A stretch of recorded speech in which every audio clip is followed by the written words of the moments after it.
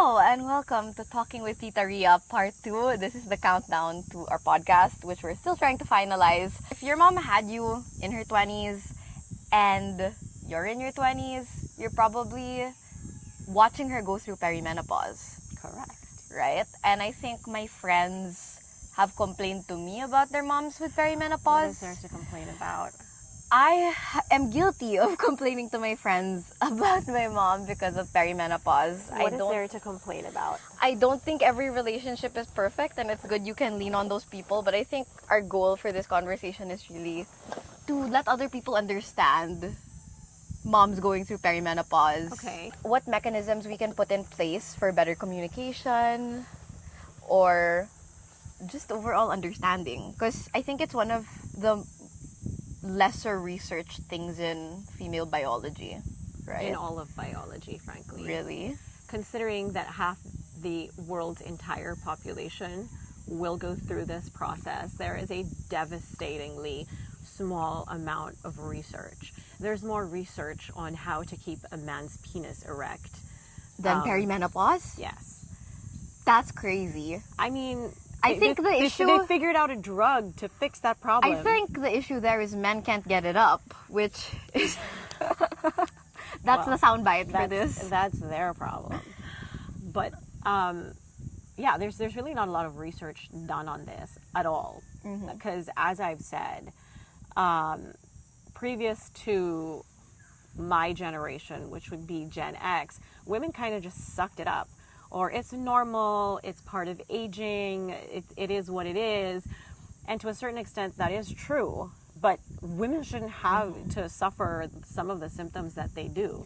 Like, what are the main symptoms that you think women shouldn't... Okay, actually, before we get into that, for the audience, how would you define perimenopause? Because you do a lot of research on it. You're a pre-med student, so... See, this was not covered at all in any of my pre-med Really? studies.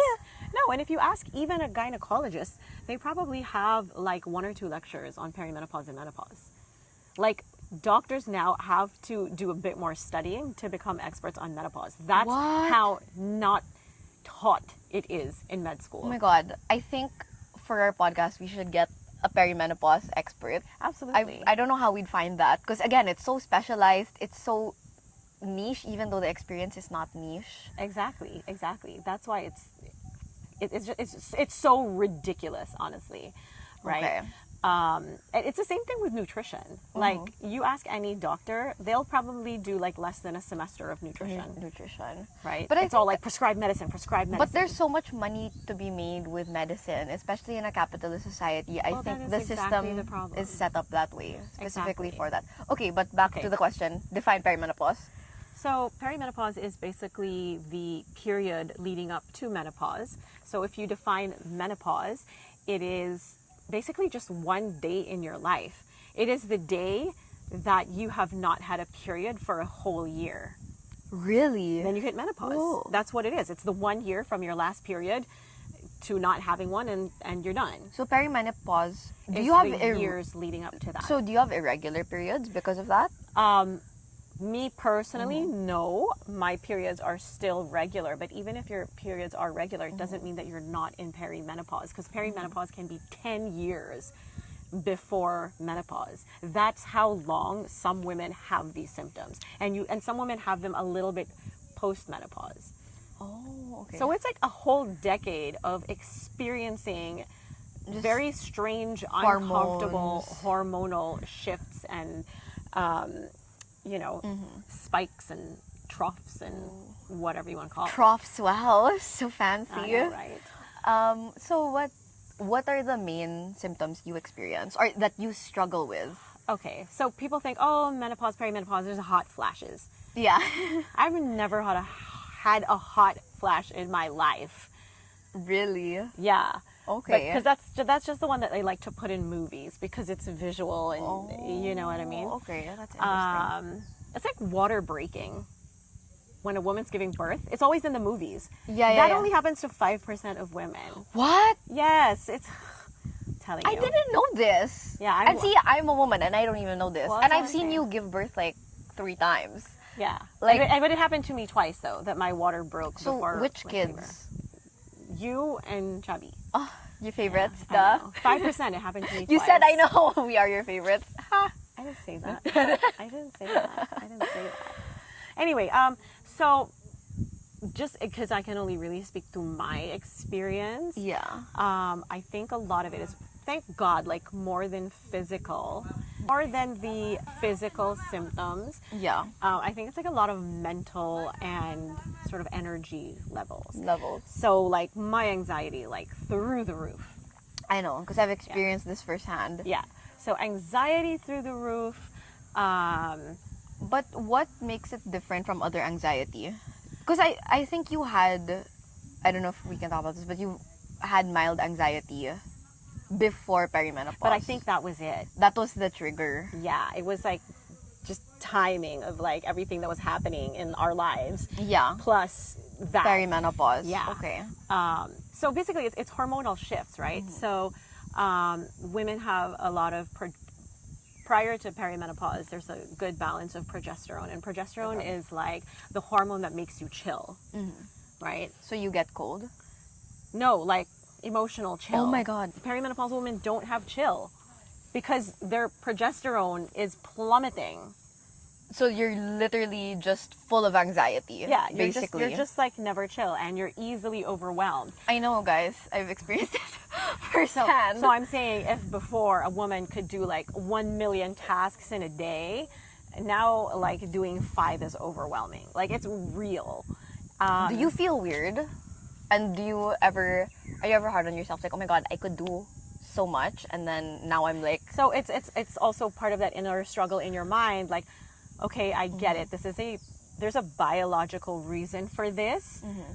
But on the other hand, you're like, well, shit, I still have a life that I need to get on with and things to do. So it's this real push and pull between like, accepting where you are and understanding your body, and also this expectation you and society and the people around you have of yourself. Yeah. Which kind of just adds to the anxiety. Yeah, and I think because a lot of women going through perimenopause, they're dealing with teenagers, which is harder, I think, than dealing with babies. 2,000,000%. Look at 2,000,000%. And people are like, oh, my baby's sleep schedule. I'm like, oh my God, you little pussy. You have no idea what you're in for. Like, seriously. You have no idea. No, and I think also because like I go out, like my siblings are teenagers, they have lives, they go out, and like you can't sleep until we're home. No, for real. And that's like a different sleep schedule altogether. Yeah. It's not like we're crying beside you in a crib, but it's something else. No, you can't rest until all the chicks are home, right? Okay. And then the other thing is a lot of people are also dealing with aging parents. So you have this, it's a sandwich generation, which comes, and I see this pattern a lot with my Yes. friends where it's like you're starting to take care of your aging parents. Yeah. You're like, oh my God, no, you have to do this. Or even teaching them how to set up, like, not even set up their iPad, but like their schedule. Yeah, and or stuff like God that. forbid, it's like real healthcare issues which are yeah. so difficult and draining emotionally and financially. Yeah. Right? So you're this sandwich generation where your own children are in transition because Yeah. they're teenagers or young adults. And then you have aging parents who may be very ill or just slowing down and just needing more Time help and and attention, assistance. yeah. And then you're going through your own shit. Right? So Oh my God. you're like really like what the hell is this? And it's precisely the age where everybody expects you to have your shit together. Because you're like 40. You're 40, 40 almost or 50, 50. whatever. Like you should have it all figured out. And I think what doesn't help, and we can also segue into this, is just the unrealistic body or beauty standards of Sure. today. Because like I see like 50-year-old whatever in Hollywood. There's that girl from Landman, and she's so that? cut. I don't know. She's like blonde. She has a southern accent. But even like Demi Moore, this fad of Ozempic, everyone getting a facelift, Kris Jenner, Yeah, J-Lo. J-Lo. And so all these things where it's like, it's normalized, at least from what the media I'm consuming as a 20-year-old, what's normalized now is looking great when you're you have in to the look amazing. perimenopausal stage, or you've Yeah, okay. done all these like, or achieved all these Yeah. goalposts, whether that's like Demi Moore. I think the best explanation or example is Demi Moore in The Substance. Stuff like that, where you're like, oh my God, or Kris Jenner, and it's like, that's so crazy. But then you're going through all of this. So, it's and so it's unrealistic. Yeah, and it's not also discussed. No, so I mean, great for those women. Yeah. You know, they're billionaires, so they have all the tools and tricks and chefs and trainers and surgery at their disposal. Also maids. Yeah, whatever they Everything. need. Yeah, right? yeah. So great for them, and they look amazing, but that should hardly be the standard. And it's just like telling a 20-year-old girl she needs to be stick thin. It's, you know, telling No, a and that- 50-year-old woman that you need to look like That's you're a trend 30. now. Like the wayfish look is back from the 2000s, and Why? it's so scary. And like the amount of people I see on TikTok like taking GLP-1 drugs or stuff like that, where I'm like, huh? Or like facelifts. And I also see it because, okay, at least my experience with like body image and stuff, honestly, I'm lucky I got your genes. But even like the hottest girl I know is so insecure. Yeah. And, you know, it's just this thing where it's just unrealistic, it's crazy. But also, I think the media, Western media, or even East Asian media, is the beauty standard is women are wayfishly tall. So if you're short, like let's say you're from the Philippines or ASEAN countries, like you can't even live up to that because your proportions Totally are different. physically like it's impossible to replicate I that. think there is also a grand conspiracy. It's one way of controlling women. I've seen this also. I've read articles about this. Women just so consumed with their appearance because somehow that's connected to their acceptance and intelligence and worth in the world. You make them so consumed with that, they barely have time or energy for anything else. No, and also when the economy does bad, skinny is in. You know why? Because it's like social priming Oh God, to not eat as much because there's not going to be any food. that's ridiculous. I've never heard that. I've heard that. That is a thing. Yeah, because there's this guy on TikTok and he interviews people that study in the London School of Economics. So this girl was talking about how the wayfish trend is tied to priming yourself for economic downturn. Isn't that crazy? And when We're you just all being manipulated by some unseen forces. unseen forces, we sound like crazy conspiracy nuts. theorists. It's too much. And you know, probably like one of the most insulting things I hear people say, not necessarily to me, but to whoever. Oh my God, they look so good for their age. Why can't the woman just look good, period? The Taray face says it all. The Taray face says Why it say all. you look so good for your age? It's like, yeah, you kind of aged out, but yeah, you still look okay. That's what that means. No, I hate when a tita comes up to me and they're like, "Oh my God, you're so skinny now." I'm like, thanks. Aren't you like happy? No, but my thing is like, why is looking good associated with being skinny? And because my thing was, I had PCOS, you had PCOS, she still had 4 kids with PCOS, so So use your birth control. use your birth control, guys. But yeah, like because your weight during PCOS, for some people the symptoms are crazy. So the water retention in your face because of the Yeah. cortisol levels, it's not good. And I had to go to a specialist and like, you know, Yeah, figure that out. Dr. Lopez, amazing. Speaking of cortisol, so that is another hormone that actually spikes when you have perimenopause. So That's why you're always stressed too. you're always stressed, and sometimes like you don't know what about. Yeah. And cortisol in and of itself is not bad, right? But you need to have it like at balanced levels. But so what? Why do you have cortisol to begin with? Because I'm not a science person. Like I just genuinely don't know Right. a lot about stuff it's, like this. It's the hormone that gets us going when we're stressed, which is good. And we do need that because if Yeah. there was a rabid animal coming this way, our cortisol would be like, holy crap, I get have up to and run. run. Right? It's also the hormone that wakes you up. In the morning. Yeah. So here's the thing. In perimenopause, your cortisol is high, and that means a lot of women wake up in the middle of the night. So for me, and this only started maybe like 2 weeks ago, I'll wake up at 3 in the morning. Oh yeah, you told me this. No, but then you said like, I think this was a few months ago. You said you never like had a relaxing like wake up. Like you'd always wake up like like gasping Yes. almost. Yeah. I was like, oh my God. Cortisol is also the hormone that wakes you up in the morning. Yeah. But because perimenopausal women have extra high cortisol, that's why for me, my experience of it is I wake up and I'm like, oh my God, there's something I got to do, and I forgot something, and I just, which is why like normally I'm the type of person who like linger in bed, but it just makes me more anxious. Because you're not doing anything and you're in bed. Yeah. So when I wake up, I just get up. Okay. So that's like a symptom of having like really high cortisol, and then waking up in the middle of the night. So that one pisses me off because like sleep is just so important. And I'm like, God, can you just give me the sleep? Right? And so I've started waking up at 3. But thankfully I've been able to go back straight to bed. That's good.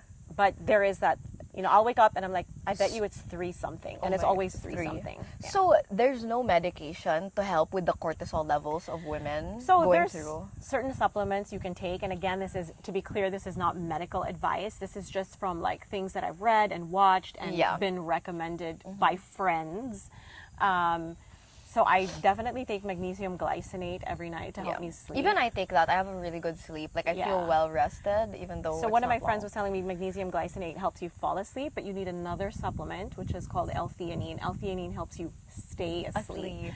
So if this 3 a.m. thing keeps going, I might add L-theanine to your my stuff. supplements. And then I think another one that, like, again, young women or even guys that they struggle with it in their early 20s when they're watching their moms go through perimenopause is the brain fog. Yeah. Because, like, you're communicating with your parent who you're used to being almost omnipotent with everything. What I say goes, what I say doesn't go. But obviously, like, a lot of people in their 20s, they're either, like, starting to live alone or starting to work and become more independent. So, the clash of just that dynamic coupled with brain fog is very hard. Like, there's this struggle, like, oh my God, like, not that I can't rely on you, because I feel like I can, obviously, but there's this sense of, oh my God, like, is she gonna forget something? Is she gonna forget something that's important? Or if I tell her something, will she, like, say, oh no, that didn't happen? Yeah. I don't do that. Well, that does, if that is perimenopause. But no, I have friends who have dealt with that scenario. Yeah. So that is real. There's definitely like a certain forgetfulness. I have so many things going on and I'm naturally forgetful. So I think even before perimenopause, that was just a thing for me. Yeah. But also for me, the way I experience my brain fog, as somebody who I feel I have a pretty extensive vocabulary, words are my thing, communication is my thing. Yeah. And sometimes I'm looking for a word and I can't, I'm like, come on. And it's not there as fast. And I'm not thinking as quickly on my feet as I would like or as I used to. Really? So that is incredibly frustrating. And so how do you deal with that? Are you just like ride the wave? You kind of just ride the wave. I mean, I probably should be God. taking some kind of like coconut oil or something, but I'm not doing that. But you take creatine. That's supposed to be really good for brain fog. Yeah, so what I learned, and again, this is not medical advice. I was taking creatine or doctoria. Quackeria. This is not medical advice. I'm just sharing my experience with you. I was taking creatine, because I do resistance training like 2-3 times a week. So I was taking it for that. And then I'm like, but it's not helping with my brain fog. Really? So I doubled the dose, which you can do. Yeah. So I was taking 5 grams. No, you take 10. I take 10 sometimes, not all the time. Maybe on the days that I work out, I'll just double it up. Yeah. No, I love creatine. For a completely like vain perspective, like it makes you look so cut after a workout. Yeah. There's something about it that makes your muscles like just run so efficiently. And it hastens muscle recovery is what it That's does. why. Yeah. Okay. Yeah. No, but I feel like ever since I've been taking creatine with my matcha in the morning, because again, for Lent, I quit coffee. As you should for the rest of your life. No. But I love creatine. I feel like I'm more alert when I'm in class. Really? That, and because profs, they don't allow like laptops. So you just have to take like handwritten notes. Yeah. And like obviously it's better. Like the science is there, the research is there. Handwritten notes for the win. Truly. No, I feel so locked in. I feel like I don't have to study as much because my memory retention is better. Yep. And then in the classes that I do have my laptop, I'm not a perfect person. I am totally complacent and I'm on that laptop because it's low effort. But because it's low effort initially, then like the neurons or like the pathways in my brain. As many neural connections. Yeah. But anyway, creatine before class with handwritten notes. In a perfect world, I'd be doing it all the time, but I only do it when I'm forced to do it, and it works. No, who knew? Doing the hard thing is actually good. Oh, who knew? Who knew? No, handwritten notes for everything. I'm not saying, again, I do that, but it makes a world of difference. You take really good handwritten notes. I take the best handwritten notes. People use. Yabang! When I was in Ateneo, people used to like photocopy my notes, and I notes. didn't even charge them, which in You retrospect I should have. Not but very everybody entrepreneurial. I know, especially like you. for history notes. Oh my, everybody knew to come to No, me. I love doing history notes because I feel like there's just so much more information, and I like to do like little drawings, like emojis. But I think a lot of Geminis are so good at taking notes. Yes, we are. Because like my high school best friend Ashley, she had like the best notes ever. Her handwriting kind of looked like yours. I was like, oh my god, I have to That's sit beside weird. this girl. She reminds me of my mommy. But even like when I was doing my 8th grade project and Martine Ho was like my mentor, we had a meeting and she's like, okay, we can talk. I'll take minutes so we can like brainstorm. Her notes were so like, I was like, this is like so clear. It's like, whoa. You know what it is? It's the Gemini's ability to synthesize information quickly. Yeah. That's why it's easy to take notes. No, I'm really drawn to Geminis. Geminis know. and Leos and Capricorns. We know. I'm like, I love you guys. We're the best. Which is weird because I'm a Cancer. I feel like usually Cancers don't. No, but I think like the groundedness of the Capricorn balances out this sort of dreamy, emotional Cancer. No, me and Yana. My best That's friend what I'm Yana saying. is a Capricorn and I love her so much. She's really like a grounding force. Exactly. That's why it works. Yeah. Okay, back to perimenopause and body image and PCOS. So, I mean, some people really do like a full workup, which I probably should do soon. But I think also just healthcare doesn't make it accessible to do those things. Yeah, no, it's very expensive. So, like to do a full workup is expensive, but you need it also to see where your levels are at for perimenopause because it's also like your thyroid hormones get affected and stuff. This is such a stupid question, but again, like There are no stupid questions. Truth be told, I think I'm a person who's scared of making mistakes. Do you More than I should be. Do you think that's related to perimenopause or like No, because that's, you're no, older? that's just always been me. And so I have some friends over 50 and I said, what is like the best thing about turning 50? Yeah. And they're like, it's because you don't give a fuck about anything. Anything. It's so liberating. Freeing. I'm like, I don't think I'm anywhere near there yet, honestly. But I think you don't give a fuck in the sense that like, and this is what you told me, and it's kind of gross. We can cut it out if you want, but if it doesn't feed you, finance, or fuck you, you shouldn't care. Yeah. And I said that. and But that's very wise. I think. I didn't come up with that, but But- I'm not going to say that's original. But that is true. And I think for the most part, I live by that. But Yeah. no, I mean, I'm a girl. I still don't give a fuck what some other people think. Or you don't want to care. look stupid. Or you don't want, like, let's say like my TikTok. Like, why do I love TikTok and why do I go on there? Because none of your friends are there. Yeah, exactly. Like none of my friends are there, I imagine. I know there are like lots of Gen X lurkers. They have TikTok, but they don't post anything. Yeah. So I know there's like some people on there, but God. most people I know aren't on TikTok. So it's very liberating for me. To Yeah.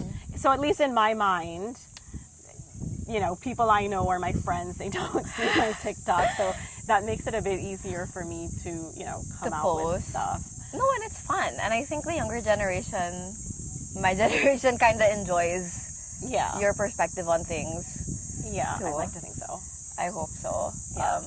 So the other thing about menopause and Yeah. perimenopause is you're supposed to like have this like greater sense of wisdom or Yeah. whatever, which I think is kind of true. I mean, I think a lot of things older women have to share with people. Yeah.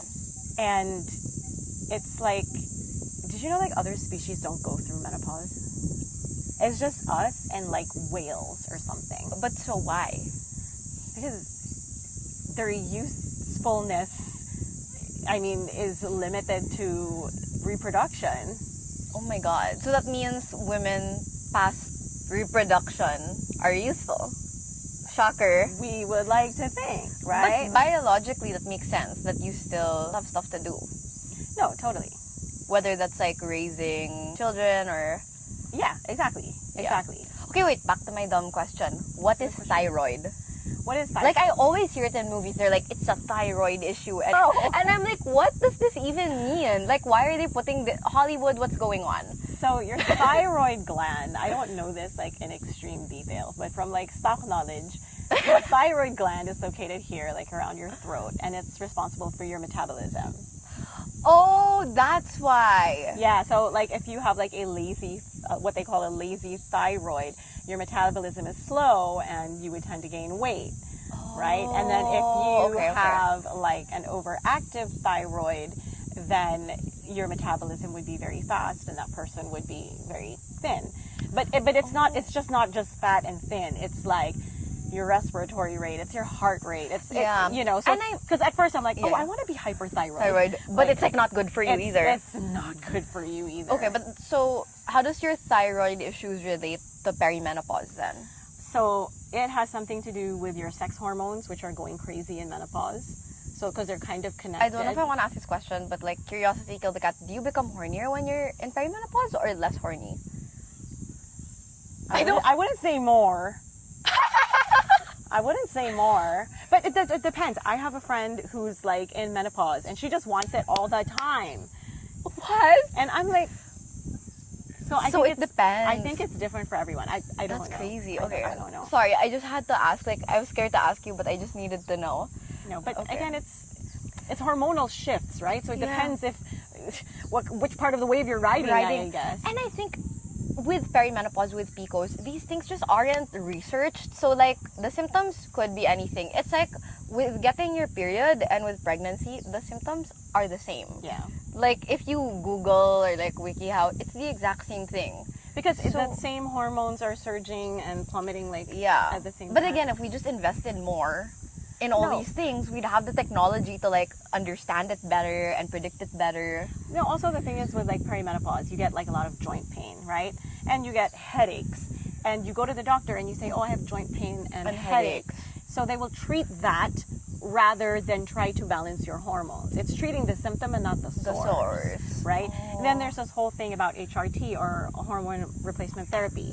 Yeah. Okay. So there was a study like 25 years ago that said hormone replacement therapy increases your chances of cancer. Right? So of course then women did not want to touch it for 20 years. So no more research was done on hormone replacement therapy for 2 decades. That's like an entire generation, right? Of people that just didn't but then that study was found to be inconclusive? Yeah, because they basically they did the study on older women who were really at higher risk of developing cancers. Oh, so if you're younger. Yeah, and like studies, you know, in order for them to really be taken seriously, you need to be able to replicate the results, or other scientists need to be able to replicate the results. So and your control has to be good too. So that was not the case here at all. And also, like, who's funding this research?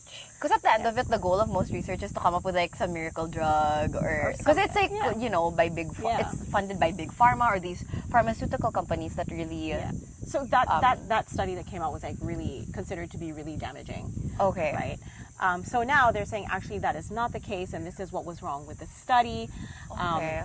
So more and more women are, you know, seeing their doctors and asking for hormone replacement therapy. So do they inject hormones or inject estrogen, or it's pills? It's actually really interesting.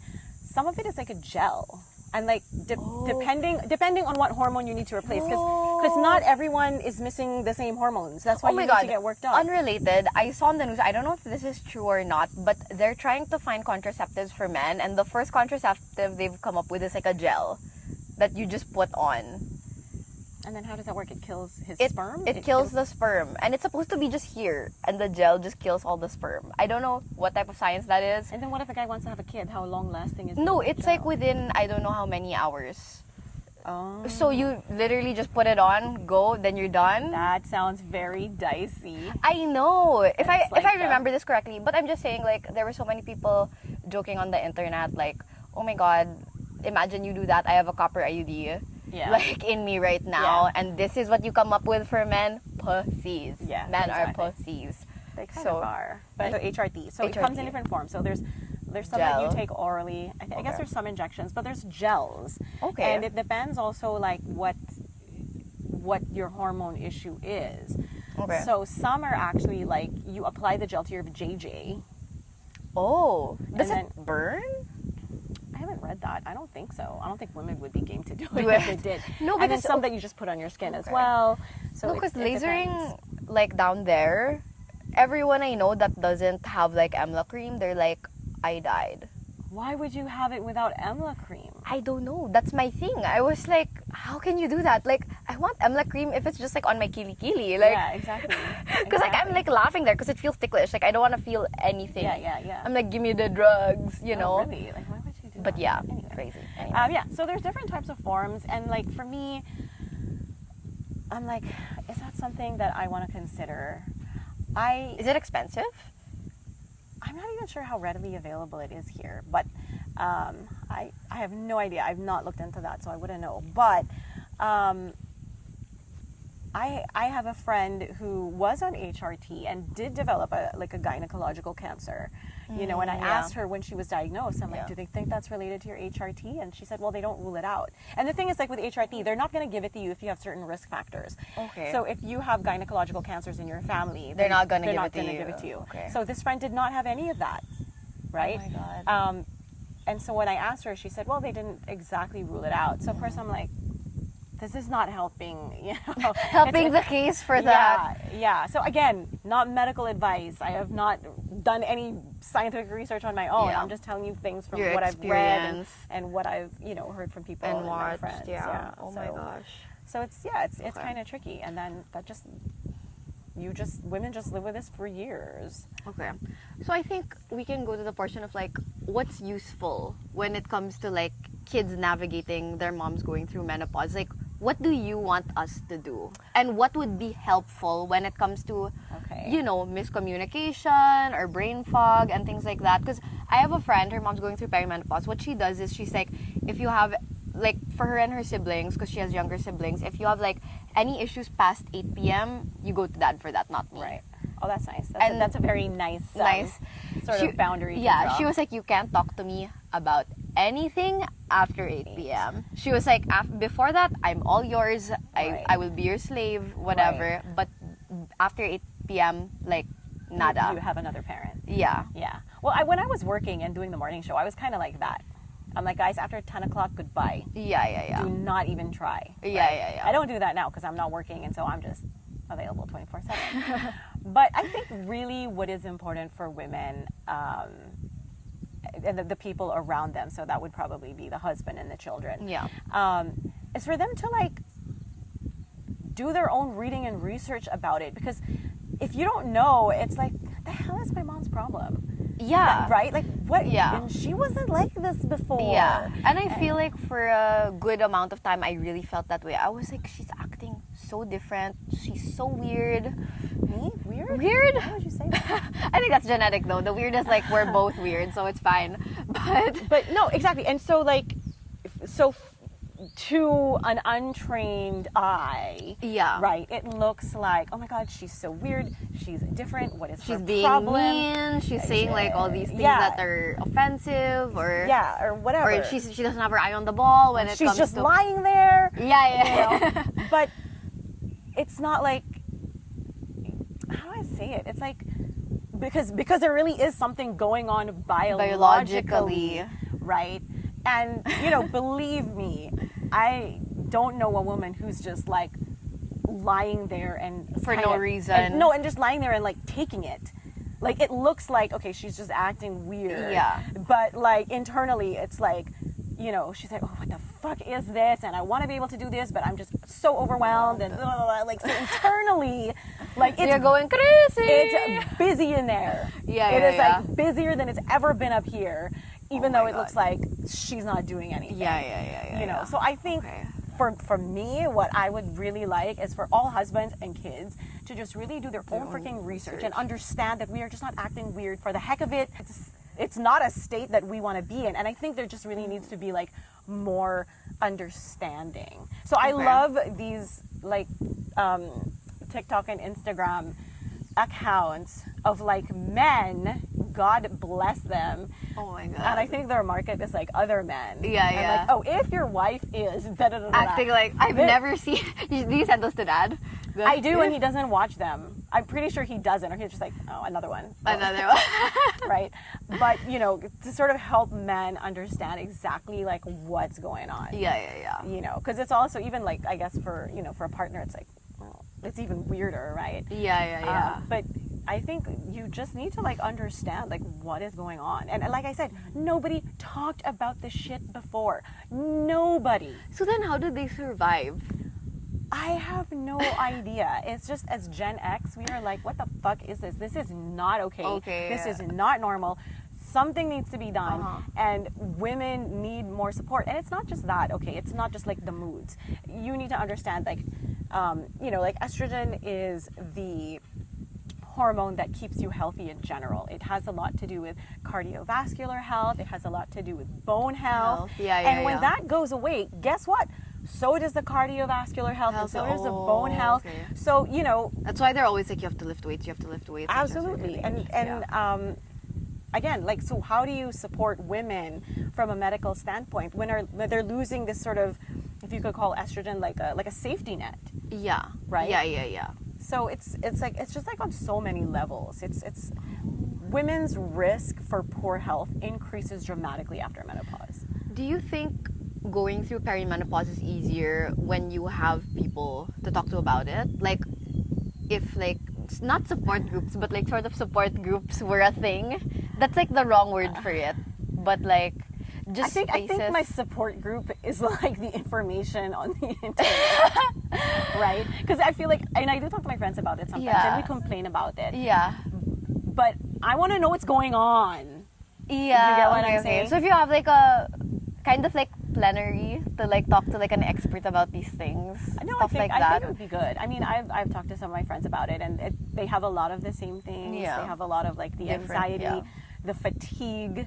You know, if you, like I said, if you could do 1 million things a day before, you're lucky if you can do 5 now. Because I can't remember if it's progesterone or estrogen or whatever. The hormone that helps you deal with overwhelm is disappearing. Right?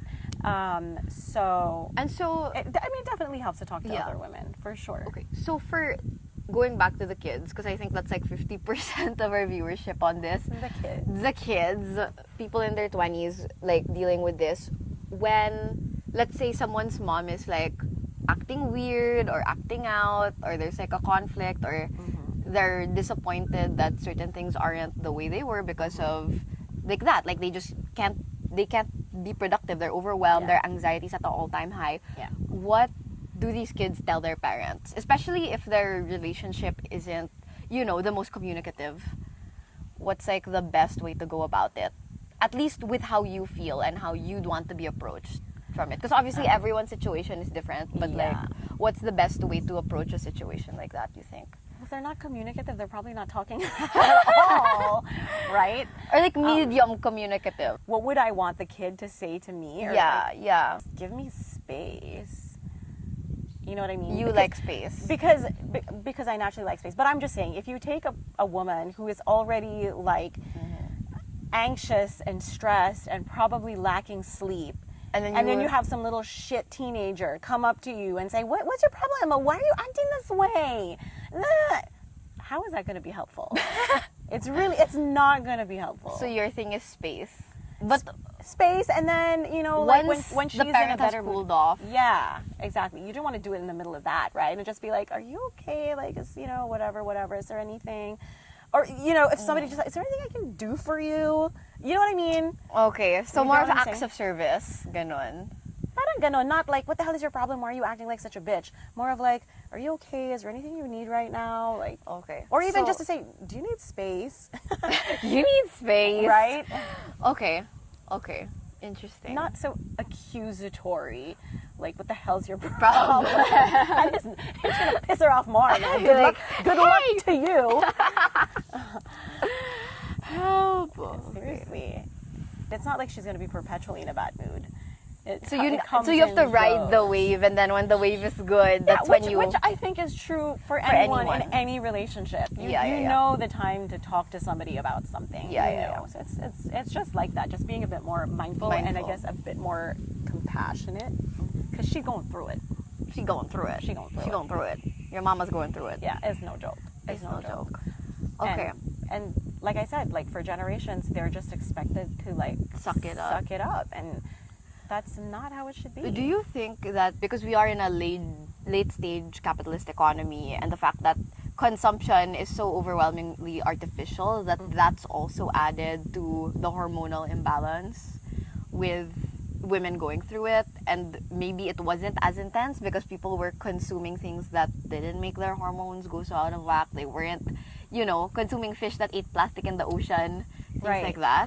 Yeah, I see what you're saying. I don't know. I haven't seen or read anything about 'Cause, that, like, but I yeah. wouldn't be surprised. Price. Yeah. Because you're saying like this generation's different. Maybe it's the consumption of just Maybe Chemicals, it plastic. could be worse, or maybe Gen Xers were just a bunch of complainers. I don't know. But yeah, maybe symptoms are exacerbated. But I mean, these are symptoms also though that women reported across generations. Yeah. So I think Do you remember Nana going through perimenopause? Sort of.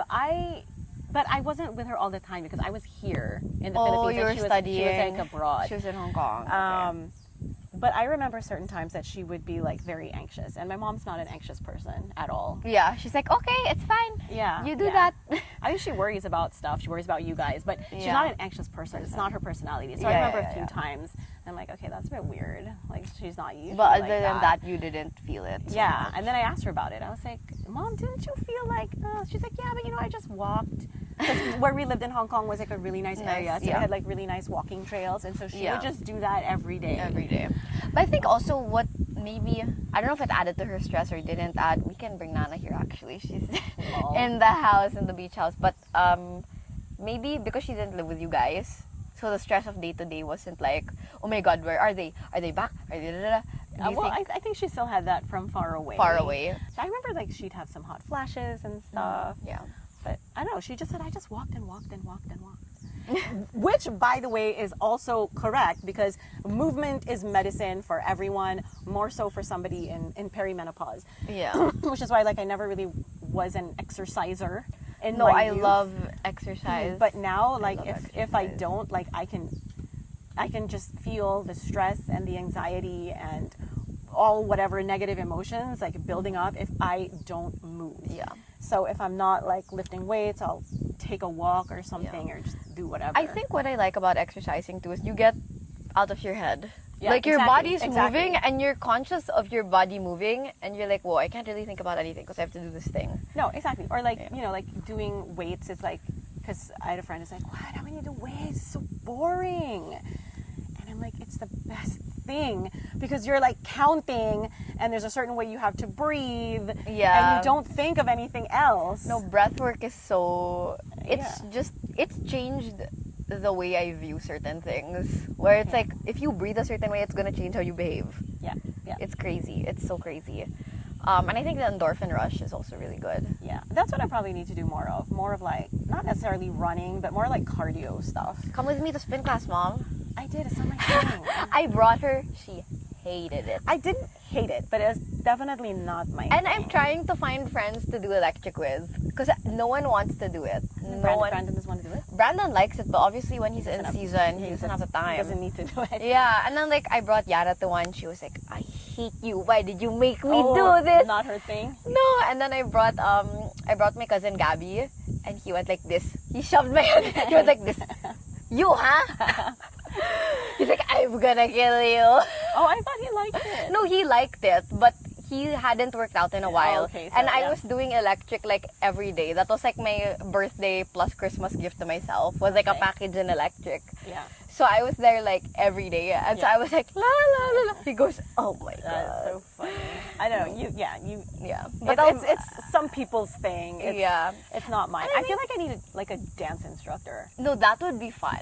That would be We really just had fun. a dance instructor. But that's that would be kind of fun. like electric though, because like you're like it's choreo. You know what I No, mean? It's not the same. I love it. It's like not because I did their boxing class and I was like, I don't like this. And I like boxing like when there's another person, but when you're hitting it and there's no one you're actually hitting, it's oh, like okay. I- You're just punching the air. no, Or you're there's a bag. There's like a bag, but it's like it keeps twirling. I'm like, no, I want to hit like A another. person? Oh dear. Oh dear. I feel like for me to not feel tired, Mm-hmm. I have to be like distracted, and that's not running. I don't like running. I feel like the only thing really like would be like dance. And you're good at dancing. Why? Thank you. Or Like- even just like ballroom dancing. It's like, oh my god, it's so tita. Oh my god, no, but it looks But so fun. But it's actually fun, and you get a full-on workout, and you don't. Of course, you get tired, but you don't feel the pagod till like after. No, and the music kind of moves you. Absolutely. Like, Yeah. literally. But then I'm like, well, I mean, I wouldn't mind doing like hip hop either. Like, Hip-hop. it's so cool. I don't know. What I like about dancing is when I'm like not around people that are serious about it. Oh yeah, totally. Because I can't. Like, I have two left feet, guys. Like, not really. kinda. Like, to the point that I found out people were making fun of me Oh, they're so mean. I'm so wawa. They had a group chat making fun of this TikTok I did. Because I was dancing, they're like, butin. And then the comments were like, butin na lang, magaling ka magkwento. I was like, my God. And again, I'm like, I know where my forte is, where my strengths lie. And I'm proud of that. People But are so charitable. I know, I was like, that's so funny. But thank you for saying that. But again, the point of like dancing in the context we're talking about is not to look amazing. It's But just just to get to move and get exercise to and release. have happy hormones and endorphins. It's right? like in Grey's Anatomy, Meredith and Christina, when they're stressed, they have to dance it out. Oh, they do. I'm obsessed with Grey's Anatomy. But yeah, there's like so many scenes where they're like so stressed, it's like so emotional, then they dance. Yes. And then when Christina left the show, spoiler, if you haven't watched it, where have you been? But they like danced it out for the last time and I cried. I was like, oh my god. Why did she leave the show? I didn't reach that part. I don't know. Basically, in the show, she had this like cardiovascular research center where she prints like a 3D heart somewhere. Oh. But yeah, I was like so sad when she left. And when I was watching it at the same time, my high school best friend Ashley was leaving for Australia. Dear. I was like, like dear. a crazy person. So how do you self-soothe in perimenopause? Like when you're stressed? Good question. Because I feel like self-soothing is a very underrated skill and something I've had to teach myself. Because like I'm very like, No, everybody needs to figure out their thing. I think for me, one would be exercise. That kind of helps keep everything I like to on an crochet. even keel. If I have a headache, I crochet. Or what I find is that sensory deprivation type of a bath. So I'll take a bath in the dark. Oh yeah, you got me into that too. Yeah. It's That's really like- good. It's so really, good. really good. It's like you kind of just calm yourself. No music too. No music, no no nothing. nothing. Just you in the dark. And it's like a mini meditation. Yeah, exactly. So it clears the mechanism. It's like you're literally washing off the day. Washing off the bad juju. And Spiritually, physically, in every emotionally. way. And that kind of just calms me, I feel. Okay. Actually, listening to music that you like is also really underrated. But what about people who like sad music? Because I like sad music. No, but I think listening to sad music also is a bit cathartic. Okay. Because listening to it and you sing along with That's it. not what you tell me. You're like, I don't want you listening to complaining music. It's sad music. Because I know you're going to be in a bad mood. Ay, nako. That's true. But it's true because I've seen you come out of like when you listen to that music and I'm like, it didn't help. It didn't help. Right? Like you No. want to feel like better and lighter after you I listen think to the music. live music. Because like when I took Rocky to watch Olivia Rodrigo, that was like the best cathartic experience ever. I was like, that was worth the scalper price. But also- Tickets for upper box. But being in a concert or a rave or Yeah. whatever, it's energetically it's this communal experience, and that's It's like that's going what to people- church. Yeah, I think that's why like everyone wants to go to a concert or a festival. Like it's such a thing. yeah. No, especially like post-pandemic. mentally, you're locking in like in a good way together, and Yeah. yeah. So I can't remember what the science is behind it, but No, but I've there's seen that on something TikTok. collective, Shared and experience. unity and Yeah, because you're like singing the same lyrics, so it's like, oh, we've all experienced this together. Yeah. Self-soothing. What else? I don't know. Chocolate sometimes. Chocolate. Yeah. Listening to music that you like, Mm-hmm. which is actually something my therapist was telling me about. And she's like, yeah, you should be listening to music music that you you like. like. I'm like, oh, okay. I didn't really And think I of that think- as a thing. I think that's why so many people love Olivia Dean, because it's like happy music. It's very easy listening. So people are like happy when they listen to it. No, and being in nature, like I didn't realize how much I needed to unplug until we went to the beach. I was like, whoa. No, I knew I needed it. But so here's the thing. So you know they have this thing also about grounding. Yeah. Like how you ground yourself, like you like have to like Literally step on grass. and be barefoot. Yeah, so it's the same when you step on sand. That's grounding too. I Because love it's it. connected to like the center of the earth. So you feel like more balanced. Of course, we have a garden, a little garden in the house, and I never ground there because there's like dog and cat poop and stuff to step on. I think that's something that we all need also. Just literally to just ground your energy. No, I also like just vitamin C, as in SEA, so cheesy. But people, I see that on TikTok all the time. I just needed some vitamin C, and it's like them jumping in the ocean. I'm like, wow. But it's true too. Like just being in salt water is kind of like a cleansing thing. Yeah, as well. I feel like being in, again, because I'm in QC, which is like unforgivable, very like pollution heavy energy. But when you get on your campus, it's nice. Yeah, because it's nature. Exactly. Like being in touch with nature changes everything. Because I'll be like walking from the overpass, like, you know, the sidewalks that haven't been fixed in for however long, the LGU. Better fix that. Because like it's a hazard. Like I've seen kids like stumble and get injured. Yeah. I've seen it with my own eyes. I've tripped myself too.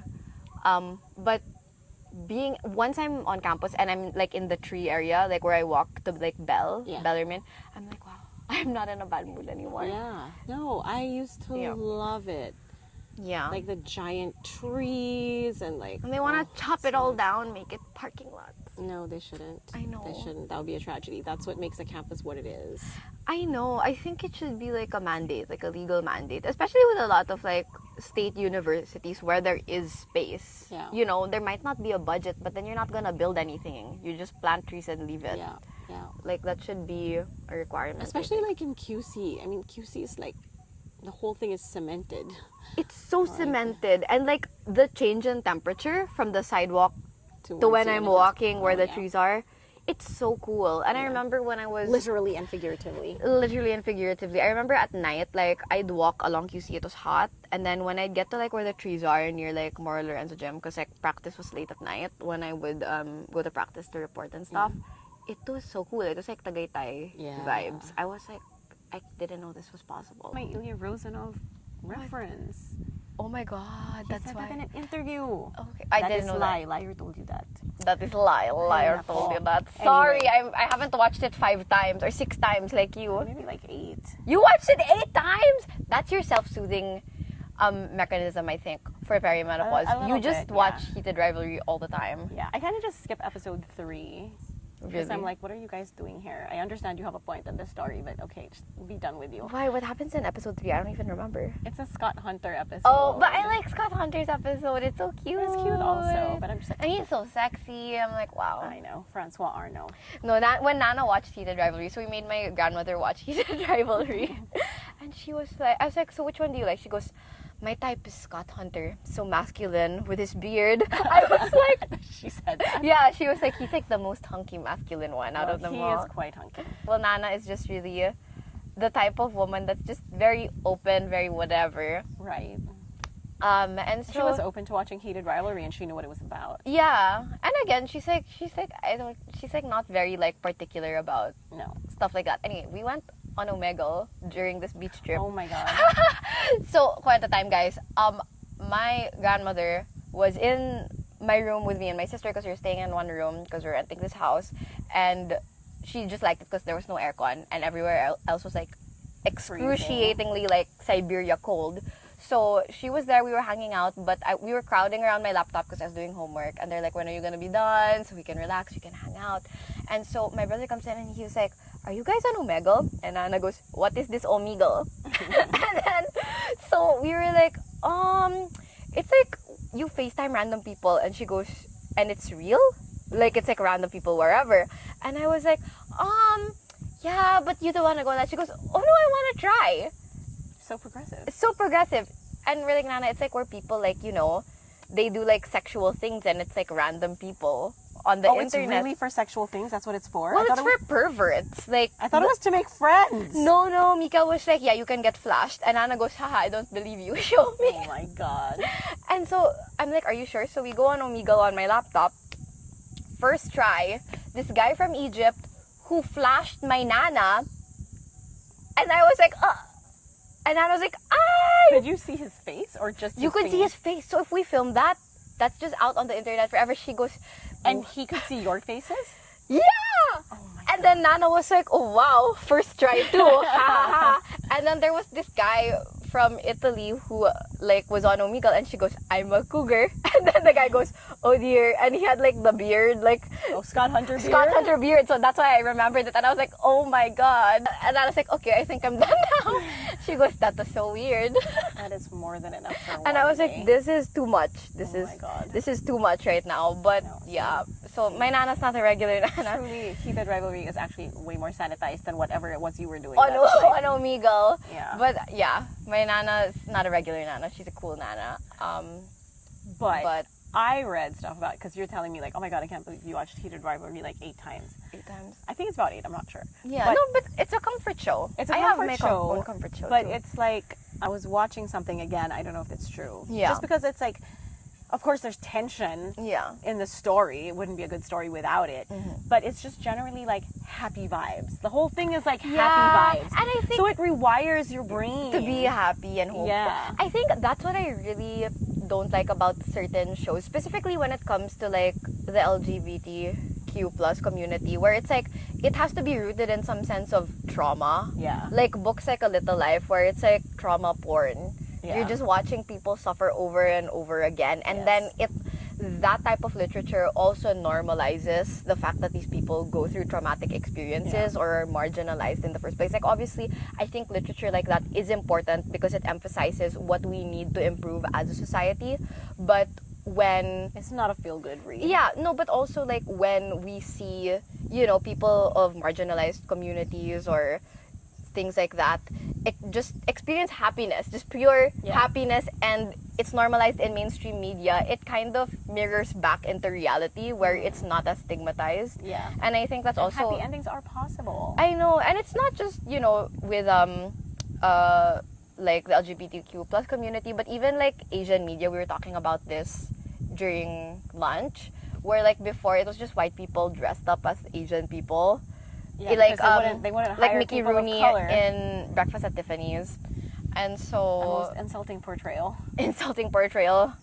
I think that's the power of literature. When you can see things that are possible, Yeah. then it can be mirrored back into reality. And I'm like, wow, that's so I think beautiful. the tragedy of people not reading as much is I think there is a great loss in like people's ability to have a sense of empathy Yeah, because Totally. people don't read, and so you can't get into other people's heads. thoughts, Yeah, and processes. I think that's why it's important to read books even though you don't like the book. Like finish it till the end, because you can actually have a concrete reason and form an opinion as to why you didn't like the book. You know what I mean? And even though Well, I you can't do that if I don't like it. I'm bored. I'm like, give me something else. no, but even if you didn't like it, you were forced to sit with those thoughts. yeah. And I think for young girls also, it's important, and it's so hard, but date guys who read. Where do you find those?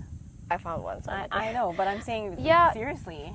in And this not day like and the age. performative male that reads like Meditations by Marcus Aurelius or like the 48 Laws of Power, because usually they chat GPT that shit and was like No, we're synopsis. talking about like meaningful fiction. I think what a green flag is if you can swap books with a guy or you force a guy to read like a rom-com. Sidebar, let a guy read smut. Let's see how he deals with that. Like, you know what I mean? What are you trying to say? Guys don't read smut? No, it's very visual, the porn. So it's not they would rather watch the porn because than men are read it. visual. Yeah. Because a lot of women, they don't watch porn. They just read smut. Yeah. All roads lead back to smut with this podcast. What the heck is going on? I don't know. But I think, not even that, but just like rom-coms, like an Emily Henry book. Yeah. You it know, if doesn't they're- have to be Shakespeare. Yeah. yeah. But just stuff where it's like light, it's happy, Yeah. and they can, if they have the capacity to enjoy it, or at least understand Yeah. why another person likes it, I think that's just so nice. But yeah, and again, if they don't like fiction, then they should probably read up on perimenopause. Because seriously, if you're not, I mean, I can't imagine my sons think, oh, I need to read up on perimenopause because it's what mom's going through. But look at it this way. At some point, their partners are going to go through it, and they're going to have to know this information anyway. Are there a lot of books on perimenopause? Now there's starting to be. But before that, there was none. There wasn't a lot. But Yeah. again, you can just go on the internet and again, Google. be discerning about who you follow. Yeah. But there's a lot more information out there now. Yeah. That so even if a guy doesn't want to read, he has no excuse because it's No, right and it's there. so easy. I'm sorry, but like if you Google now, like it'll synthesize everything. Whoa, Yeah. tongue twister. And then you can just click the links and then look at the sources to see if they're like accurate Oh, or not. I did that. I sort of put in a prompt for ChatGPT, like how to explain to your middle-aged husband what you were going through. Oh my in God. perimenopause or How whatever. much water did that use up? I don't know, but I looked at it and I tweaked it a little bit, and then I copy pasted it, and then I sent it to Dad, and then God. and I that's- was like, "Can yeah. you please read this?" Oh Lord. So he read it, and he was like, "Oh, I didn't know it was like this." Was it helpful?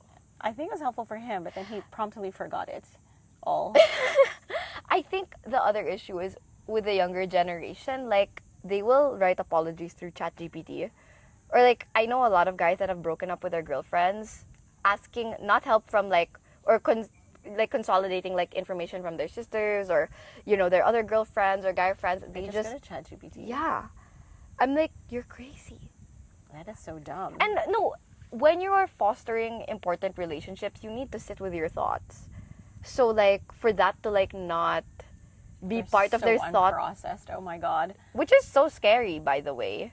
That's like the interpersonal ramifications of that and how you deal with human relationships in the future. No, is and that's so like scary. if you can't sit alone with your thoughts, then you can't have a relationship with yourself. And then you can't have a relationship with others. Right. Well, not a proper one anyway. I That's hate so scary. AI.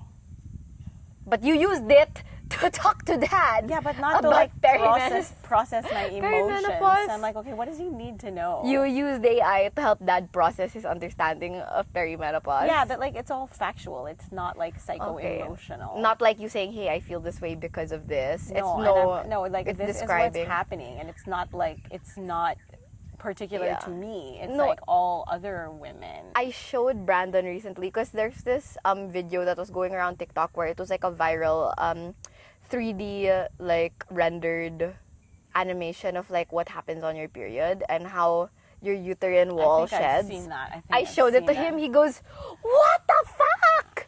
Well, really? What You're the fuck? joking." I was like, "No, that's what It's happened." biological Yeah. fact. Yeah. So if I'm acting like a bitch, deal with it. You know why. You know why. And he goes, "Ew, ew. You're joking me right now." And I'm like, "No." And that's why we feel crazy. Yes.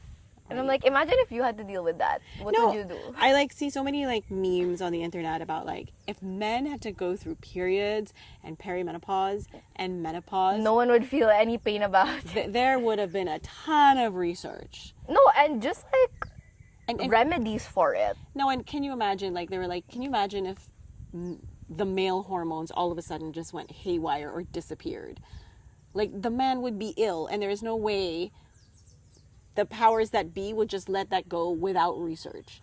You know what I mean? The patriarchy. Right? Like it's so ridiculous. Yeah. And by the way, women also have testosterone, right? Yeah, and so related to PCOS, I had high testosterone Which is when you have bad acne. when I had really bad acne because it correlates to acne and also just water retention. Yeah. And that's why like my weight was fluctuating and I was very antsy and like just stressed overall, and then like so I had to go on different medication to figure out what worked for me. And while I was going through that process over the course of like 3 months, it like induced so much like erratic emotional behavior from me.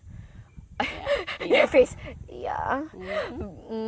But it was crazy, and there was again so much weight gain, and there was this tita that went up to me and was like, "Oh my God, what happened to your face?" And I was like, she's like, "You have so much acne, why?" Really? I didn't know. Yeah. No, I mean, I would tell her, really, I didn't know. No, I was like, well, there's nothing I can do about it right now. That's what I said. Yeah.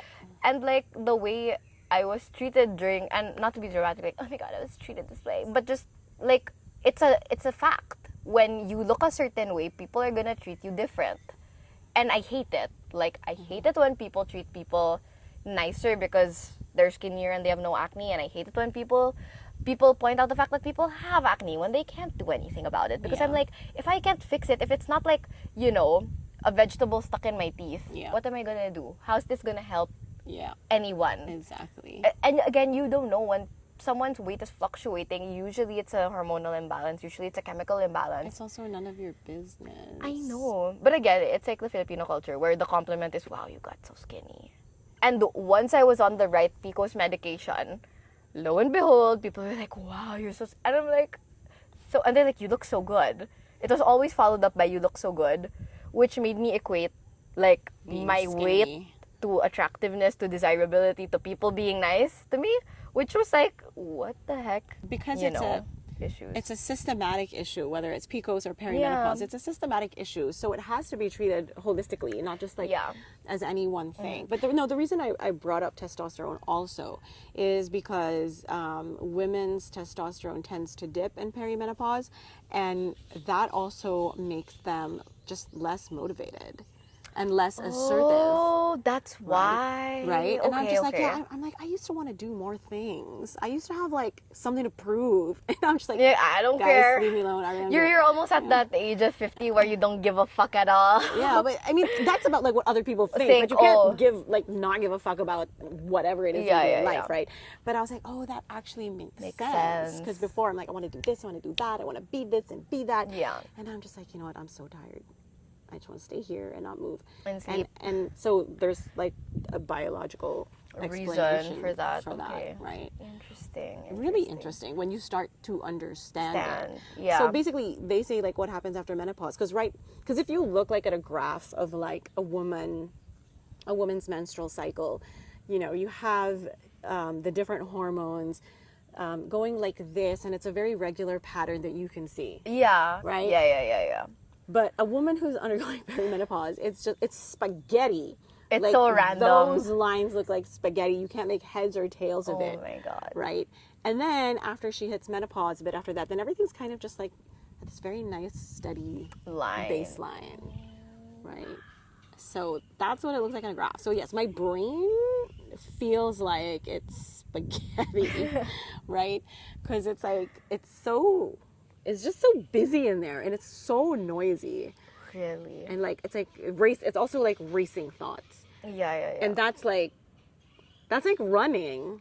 Yeah. It's actually tiring. Yeah. Because you're overthinking, and yes, overthinking is the word.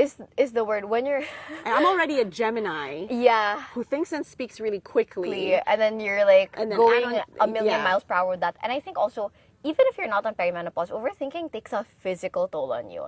No. Because it does with me. When I'm in a mood, and I'm overthinking, and I feel kind of like depleted almost. Totally. Where it's like, even in my workout, I'm like not pushing as hard, or I'm pushing so hard because like I'm thinking about something that's like stressing me out. Yeah. And it's your body will have a reaction to your mental state for sure. And again, it's correlated, which I think is why back to PCOS also, if something was imbalanced, I would always just go back to like, why is it imbalanced in the first place? Yeah. Oh, I forgot to say also earlier, like about cortisol. So it's like your stress hormone, right? Yeah. Which you need, Yeah. like to survive. You need it to like wake up in the morning. But the problem with cortisol is when you have levels of it that are elevated Okay. over an extended period of time, because that's what starts causing inflammation. That's what starts causing you to gain weight. Oh. It's like your body saying, "Oh my God, we're under threat. I need to like save all the food and Oh my make God. her fat." It's and then it just causes more inflammation in other systems of the body and stuff. So that's why I believe that's one of the reasons women also gain weight at this period in their life. Cortisol we need, but you don't want to have it for extended periods of time. And I think what helps is also just surrounding yourself with people who help you feel safe. Because like if you're around people who like stress you out or just have nega vibes. No, that's completely exhausting. Yeah, and I think at that period in time I was in a like transitionary period in college. So I was just trying to figure out who, you know, a lot of my friends went abroad. So my friends here in the Philippines, like I was meeting a lot of new people and I didn't know like who I could trust, who could be my real friends. And so being surrounded by that coupled with, you know, it was like internal and external at the same time. And I think this goes for anyone, but just try to surround yourself with the right people. Like it sounds so simple, it's so freaking hard. No, but I think the way to attract your tribe is to just, and it sounds so corny, but To work just, on yourself to just be yourself. Yeah. You know, not try to fit in, not try to. Yeah. And I think, at least for me, I was sold this like false idea of like having a perfect barkada. You see it like in the TV shows we watch. You talk about your college days and stuff. And it was just so different from what I experienced because I'm really a one-on-one friend person. Yeah. Like, I don't like big groups. Every time I've been in a big group, I've been dragged into some sort of drama that I don't want to be in. Hello. And I'm like, I'm okay. And because the thing is, like, I'm a very intense person when it comes to, like, just relationships in general, whether that's friends, romantic partners, family. Like, I will give you everything. Yeah. You know, I'm all in. And if you are not all in, I kind of also have that expectation of other people, which is sometimes unfair that, oh, they also have to be all in with me. No. You know, and unfortunately it doesn't work that way. And I think with a lot of friendships, and this is what I had to learn later on, like you really just have to, there are some friendships that run deep, there are some that you're just on a specific plane and that's it. And that's okay. And that's actually okay. Yeah. This is my hanggang dito lang friend. And that's Yeah, okay. yeah. It's like I'm not gonna go on a 2-month trip with you, but I can have lunch with you, and you know, and we'll have a nice time. Yeah, exactly. And I think it's just also balancing that. Similar to PCOS and menopause, it's just all about balance. Yeah. And with that, the sun is out, guys. It's so Have beautiful. we been talking for more than an hour? We've been talking for more than an hour, guys. Okay. The sun is out. The sun is beautiful. We're gonna enjoy the beach. But yeah. So your mom's going through perimenopause. She's going through it. She's going through it. Hopefully this was helpful. Yes, I hope it was. To some degree. Yeah. Okay. Blah blah.